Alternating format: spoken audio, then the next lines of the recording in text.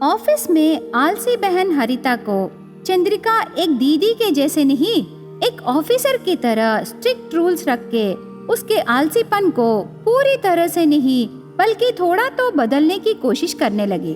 तब हरिता ऑफिस में दीदी के पास नहीं, घर पर अच्छा था करके फील होने लगी। ऐसे दिन बीतते गए। एक दिन चंद्रिका से बात करने घर आए उसका पिता वेंकन्ना से चंद्रिका ऐसे कहने लगी, कैसे हो पापा? आप अकेले आए? माँ और बहन को भी लाना था पापा। तेरी माँ को लाने से घर का काम कौन करेगा बेटी? तेरी बहन के बारे में तू तो जानती ही है, चूल्हे के ऊपर तेल गर्म होने तक थोड़ा आराम करके आएगी। वो बात सुन के चंद्रिका हंस के ऐसे कहने लगी, बहन के आलसीपन को मैं जानती हूँ पापा। ऑफिस में रूल रख के उसको बहुत परेशान की। उसे घर पर भी रूल्स रख के परेशान करने से वो और ज्यादा जिद्दी हो जाएगी ना पापा। उसको मेरे ऊपर रहे थोड़ा सा प्यार भी कम हो जाएगा ना।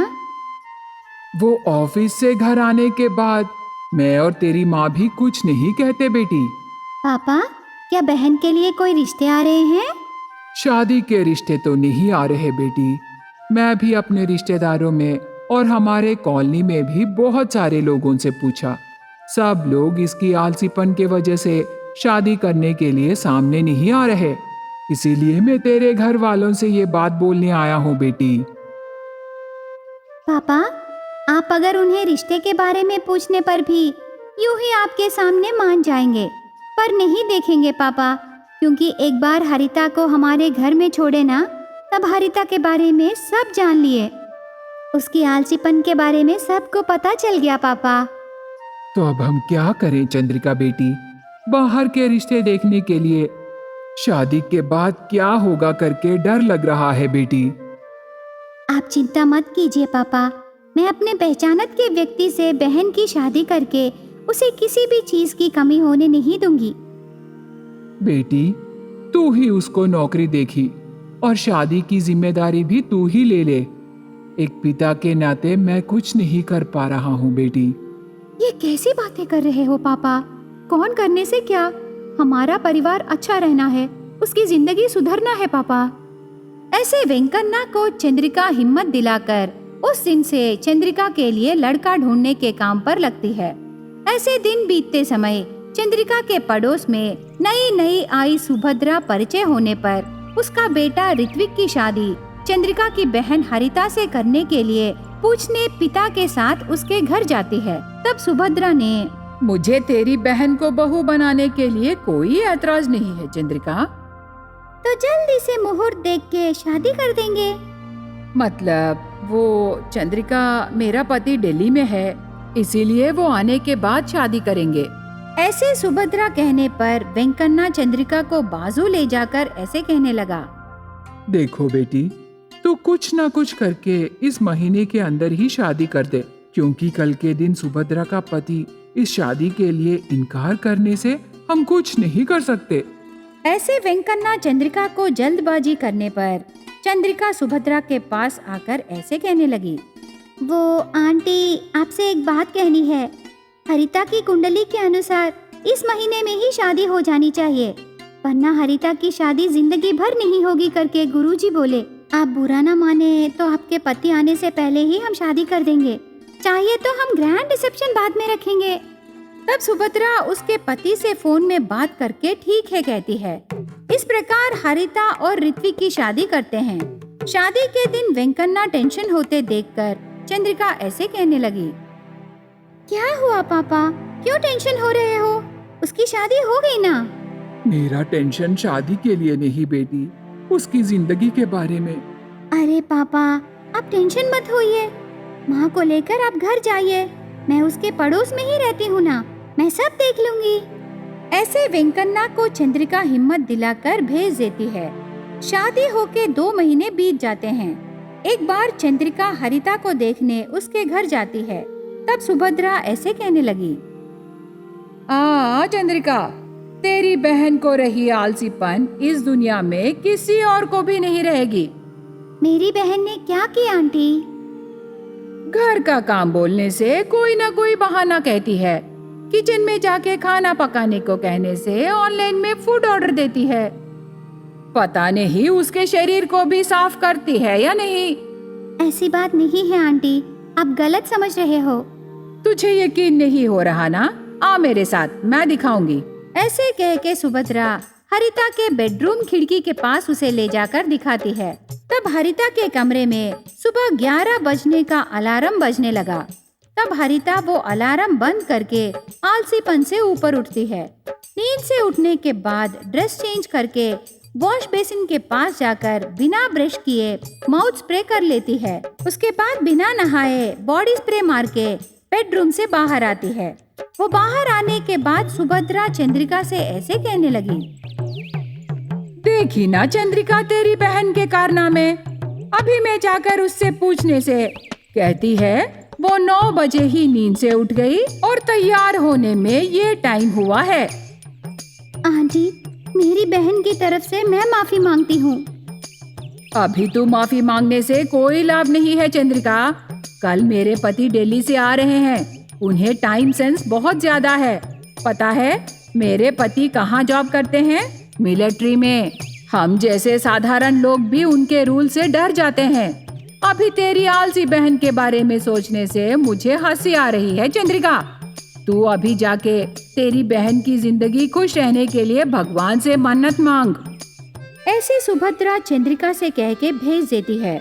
उसके अगले दिन मिलिट्री से आए हरिता का ससुर राजेंद्र हरिता को डिसिप्लिन सिखाने के लिए हर रोज सुबह सुबह नींद से उसे उठाकर रनिंग के लिए भेजता है।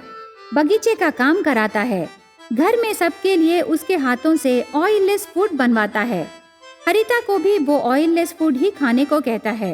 इस प्रकार मिलिट्री राजेंद्र उसकी बहू को रूल्स के नाम पर टॉर्चर करने पर हरिता को दीदी का ऑफिस ही बेहतर लगता है।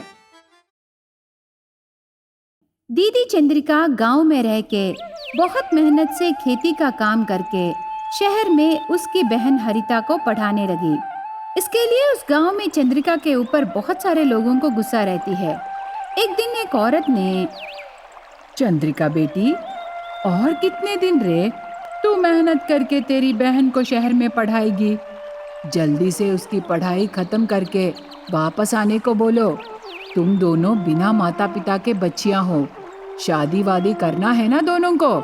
सही उम्र में सब कुछ हो जाना चाहिए। तू छोटी बहन को ऐसी पढ़ाती रहने से वो वहीं रह के पढ़ती रहेगी। ऐसे कहती है चंद्रिका पर प्यार से।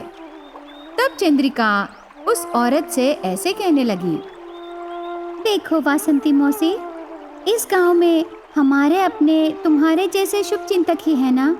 पापा जब जिंदा थे तब कहते थे ना मौसी कि छोटी बहन बहुत होशियार है। कितना खर्चा होने पर भी वो पढ़ाना चाहे। उनकी आत्मा को शांति दिलाने के लिए ही मैं अपनी बहन को पढ़ा रही हूँ। हाँ, वो तो सच है, पर तुझे इस गांव के बारे में पता है ना। लड़कियां ऐसे रहना है, वैसे बात करना है कह के आज तक बहुत सारे प्रतिबद्धताएं रखते हैं। लेकिन तू तो तेरी बहन को उन प्रतिबद्धताओं से दूर रख के शहर में पढ़ा रही हो। तुम दोनों बहनों पर पहले से ही गांव के बहुत सारे लोगों को नजर है ना चंद्रिका। ऐसे तो तेरी बहन को उधर ही रखने से वो लोग कुछ ना कुछ कहेंगे। मेरी बात को समझने की कोशिश करो चंद्रिका बेटी। ऐसे एक शुभ चिंतक की तरह चंद्रिका को बताती है। उसके बाद चंद्रिका भी सोच में पड़ जाती है। इसीलिए शहर में रही उसकी बहन को फोन करके दीदी चंद्रिका ऐसे कहने लगी, बहन कैसी है रे? मैं ठीक हूँ दीदी, तू कैसी है? गांव में सब ठीक है ना? वासंती मौसी, सूरी चाचा सब ठीक है ना? हाँ हाँ, सब अच्छे हैं। सब लोग तेरे लिए ही चिंता हो रहे हैं। तेरा सेमेस्टर खत्म होने के बाद छुट्टियों में गांव आ जा। बहुत दिनों से तू गांव नहीं आई ना बहन। तू शहर में ही रहने से सब गांव वालों को कुछ न कुछ कहने का मौका क्यों देना बहन? हमारे गांव वालों को तो वैसे भी जानती ही है ना। इस जमाने में भी पुराने जमाने के प्रतिबद्धताएं ही है, इसीलिए तो एक बार आना बहन। ऐसे कह के फोन रख देती है। उसके 10 दिन बाद सेमेस्टर खत्म करके हॉलीडेज में शहरी बहन गांव को आती है। वो बहुत दिनों बाद गांव में कदम रखना थोड़े गांव वालों को पसंद नहीं रहता। इसीलिए उन दोनों बहनों के बारे में गांव के बेकार लोग उल्टी पुल्टी अफवाहें फैलाने लगे। एक दिन हरिता बहुत देर से नींद से उठती है। तब तक चंद्रिका उसकी बहन के लिए पूरा तैयार रख के काम पर चली जाती है।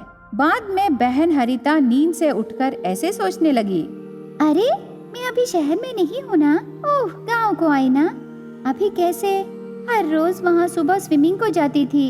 एक काम करती हूँ, यहाँ भी हमारे गांव में तालाब है ना, उसमें स्विमिंग करूँगी। ऐसे सोचकर बहुत धूप निकलने के बाद उस गांव के तालाब में स्विमिंग करने लगी। उसे देख के गांव के शरारती लड़के उनके फोन में चुपके से हरिता का स्विमिंग वीडियो शूट करके सब गांव वालों को भेजकर हंगामा मचाते हैं। शाम तक हरिता तालाब में स्विमिंग करने का वीडियो दीदी चंद्रिका तक पहुंचती है। उसे बहुत गुस्सा आता है। उस गांव का मुखिया रामैया को भी वीडियो आने पर दोनों बहनों को शाम को पंचायत में खड़ा करके ऐसे कहने लगा, देखो चंद्रिका बेटी, इस गांव में हमारी कुछ प्रतिबद्धताएं हैं। इस गांव में लड़कियां सूरज आने से पहले ही नहा लेना है, घर का पूरा काम करना है। पर शहर में पड़ रही तेरी बहन को देख, धूप निकलने के बाद लोग घूम रहे रास्ते के पास रही नदी में तैर रही है। वो वीडियो गांव पूरा फैल गया है। यह विषय हमारे गांव से बाहर जाने से हमारी गांव की इज्जत का क्या होगा? तेरी बहन से शादी कौन करेगा? तब चंद्रिका ने, बहुत अच्छा है रामैया मामा, आप गांव के मुखिया हो और गांव के बारे में सोच रहे हो, पर इस गांव की लड़कियों को आप ही सम्मान नहीं देने से इस जमाने के शरारती लड़की क्यों सम्मान देंगे मामा? तुम्हारा मतलब क्या है चंद्रिका? गलती हमारी है क्या? तेरी बहन बहुत धूप पड़ने के बाद ऐसे बाहर तैरना गलती नहीं है? मेरी बहन ने ठीक किया हो या गलत, मैं कुछ नहीं कहूँगी, क्योंकि इस बदलते जमाने में भी हमारे गांव की औरतों को ये वो कह के प्रतिबद्धताएं रखे। आप ही जरा सोचिए, क्या वो ठीक है? आप तो बहुत देर से मेरी बहन की स्विमिंग वीडियो गलत कह रहे हो, पर वो किसने निकाला है उसके बारे में क्यों नहीं बात करते मामा? मतलब गलती किसका है जरा सोचिए। एक लड़की का वीडियो निकालना क्या आप समर्थन कर रहे हो? अभी तो बदलो मामा, हम लड़कियां हैं, हमें अपने मनमानी से जीने दीजिए।